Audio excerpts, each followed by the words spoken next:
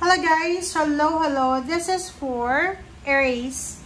Aries, welcome dito sa aking channel, Kapalaran 888. Welcome. Alamin natin Aries kung anong messages, vibration, gabay, energy para sa inyong lahat. So, this is from September 28 hanggang October 4 of 2025. Para to sa lahat ng Aries na nanonood sa ngayon, please like, share, and subscribe guys kung bago kayo. Okay, Aries. Okay. Number 16, Aries. Bitch fire, stand up for yourself. Number 16, 7. So, sa linggong ito, kailangan mong ipaglaban ang karapatan mo. You need to protect yourself. You need to fight for your rights. Okay. Next card natin is number 14, number 5. Sinasabi ng bara sa atin na huwag tayong masyadong mag-aalala. Okay? Huwag tayong masyadong mag-aalala. And if you have someone, may asawa ka ba, boyfriend, girlfriend, or family siya, sinasabi ng bara sa'yo na kailangan mong ipaglaban ang pamilya mo. You need to fight for your family. You need to fight for your dreams. You need to fight for your love. Parang ganon. And if may mga away gulo sa pamilya, kailangan wag nating i-abandon na ang ating pamilya. Okay, so let's check.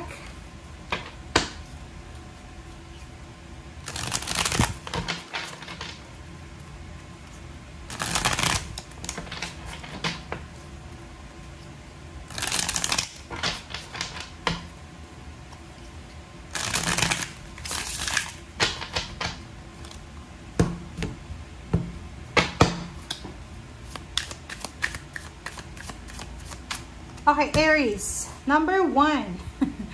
The Hermit.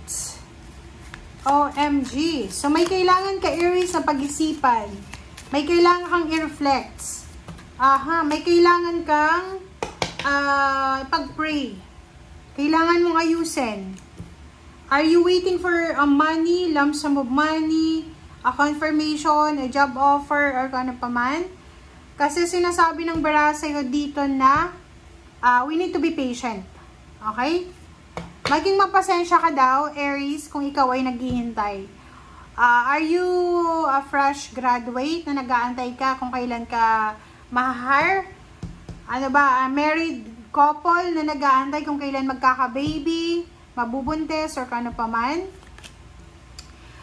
Sinasabi ng bara sa'yo, Aries, na huwag tayong masyadong ma-stress sa kasalukuyan. We need to focus sa kung ano yung mas importante sa ngayon, and we need to prepare ourselves para sa future. Okay? There's incoming message, confirmation, letter na pwedeng magdadala sa'yo papunta doon sa future. Okay. Tingnan nyo. Ang ganda, di ba? Nakikita ko sure dito na mas lalong magiging mabigat ang mga obligations mo. Marami kang obligations, duties, responsibilities na pwedeng i-shoulder ngayong linggong ito. And tingnan mo siya.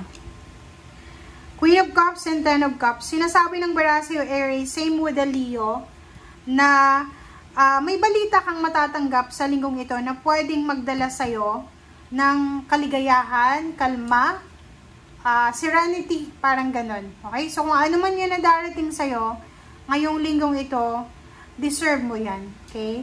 Like, halimbawa na you're having an issue with the water sign, Pisces, or Scorpion, Cancer, or may mga emotional problems ka, relationship problems, possible siya na matapos na. Possible na masettle down na siya this week. Merong mga celebration. There's a celebration of happiness, of peace, harmony, of success na posibleng nasa-celebrate ka sa linggong ito. Alright. Tingnan natin yung last deck mo. This is the last messages.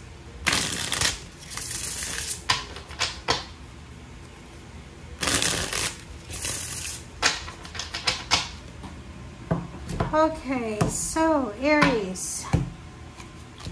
Aries, the Empress. take care of your body, take care of your health, take care of your mental health, physical body siya. OMG. Nakikita ko sir dito, there's new ideas regarding sa travel, relocation. Possible na mayroon kang mga plano na umalis, mag-travel, maghanap ng lugar kung saan ka nababagay. You're planning to purchase a car or any transportation or any modes of transportation. Parang ganun. Plane ticket, bus ticket, or gano'n naman siya. The Sun and Four of Stakes. Okay, so kung makikita mo dito, sinasabi ng baraha sa atin na, yun na nga, there's parang ano to, there's happiness na mararamdaman ka. Like, yung mga Aries dito na nakaranas kayo ng instability, diba? Yung hindi stable yung relationship, possible siya na masettle sa ngayon. So, may mga kaaway ka ba sa pamilya, kapitbahay, katrabaho, or kung sino man sila, na possible na magkaroon ng reconciliation, magkaroon ng pag-uusap, masisettle yung mga differences, may mga utang ba, may mga na-scam sa'yo, may mga kailangan ka bang bawiin. Kaya sinasabi ng baraha sa'yo na stand up for yourself kasi kailangan mo Aries na ipaglaban ang karapatan mo. Sabi dito, huwag kang papayag na ma-scam ka. Okay, dito naman, sinasabi ng baraha sa atin na ihanda mo ang sarili mo para sa mga victory and success na paparating. So, kung naghihintay ka Aries na mag-retire, naghihintay ka ng mga pensions, lump sum of money, promotion, salary increase, travel, confirmation, health confirmation, parang ganon. Sinasabi ng baraha sa'yo na prepare yourself kasi talagang darating yung pinakahihintay mo na balita, confirmation talaga na magdadala sa'yo ng peace and harmony. Magic box, this is Four of Pentacles. Nakikita ko meron ditong mga Aries na simula sa linggong ito ay makakapag-desisyon ka na mag-ipon ng pera. Maybe magtitipid ka, na pwedeng nagtitipid ka ngayon, nagtitipid ka, hindi ka masyadong kumakain sa labas, hindi ka masyadong bibili-bili sa mga kung saan-saan na online shopping store, parang ganon. So, nakikita natin dito yung Aries na nakafocus ka para sa stability ng money. So, nakikita mo to.